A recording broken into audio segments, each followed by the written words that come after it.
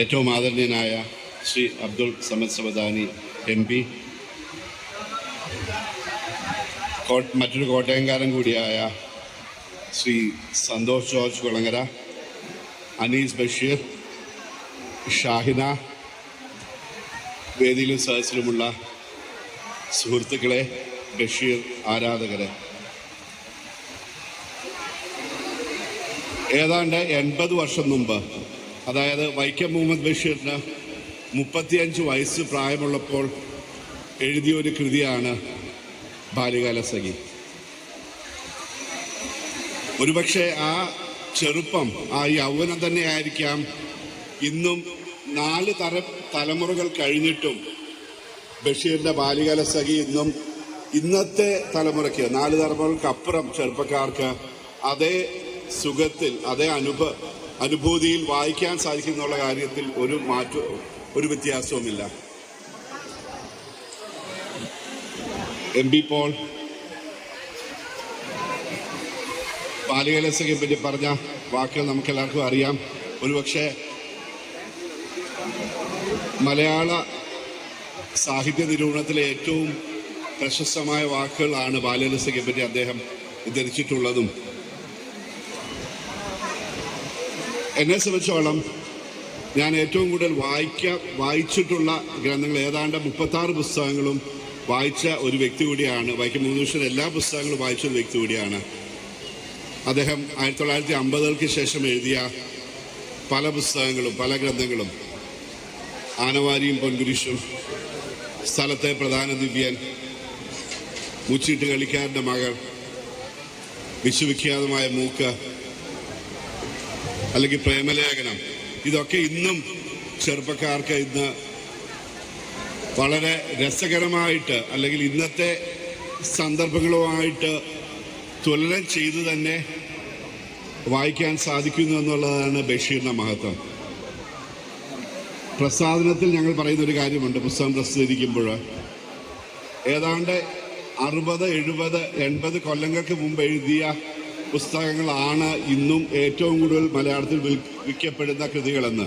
അതായത് വൈക്കം മുഹമ്മദ് ബഷീറിൻ്റെ കൃതികളാണ് ഇന്നും. ഏതാണ്ട് 60, 70 വർഷങ്ങൾക്ക് മുമ്പ് എഴുതിയ പല പുസ്തകങ്ങളുമാണ് ഇന്നും എഴുതുന്നത്. അതിൽ അദ്ദേഹം ഒരു നിശബ്ദ കലാപകാരിയായിരുന്നു, സൗമ്യനായ ഒരു മനുഷ്യനായിരുന്നു, ഒരു പ്രകൃതി സ്നേഹിയായിരുന്നു, ഒരു മനുഷ്യ സ്നേഹിയായിരുന്നു. ഇതൊക്കെ വൈക്കം മുഹമ്മദ് ബഷീറിന് കൊടുക്കാവുന്ന പല വർണ്ണനകളാണെങ്കിലും ബഷീറിനെ നമ്മൾ ഓർക്കുമ്പോൾ ബഷീറിൻ്റെ തത്വചിന്ത, ബഷീറിൻ്റെ ഫിലോസഫി, സാധാരണക്കാരന് വേണ്ടിയിട്ടുള്ള ഒരു തത്വചിന്ത, അല്ലെങ്കിൽ ബഷീറിൻ്റെ ഓരോ പുസ്തകത്തിലും വളരെ നർമ്മരസത്തോടുകൂടി, വളരെ സുഖത്തോടുകൂടി വായിക്കാൻ സാധിക്കുമ്പോഴും അതിൻ്റെ ഉള്ളിൽ അടങ്ങിയിരിക്കുന്ന ഒരു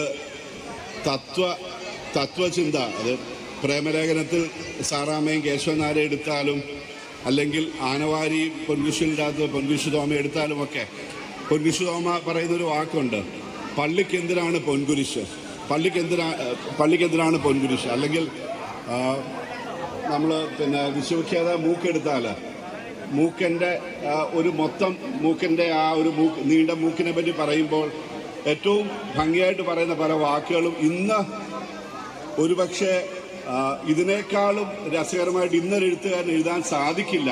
ഇന്ന് എത്ര ഒരു സമകാലികമായിട്ട് നോക്കിയാൽ എത്ര റിലവൻ്റ് ആയിട്ടുള്ള കാര്യങ്ങളാണ് എഴുതിയിരിക്കുന്നതെന്നുള്ളത് നമുക്ക് മനസ്സിലാവും. മജീദിൻ്റെയും സുഹറയുടെയും കാര്യങ്ങൾ ഇനിയിപ്പോൾ ഇവിടെ പലരും പറയുന്നുണ്ട് തന്നെ ഞാൻ പറയുന്നില്ല.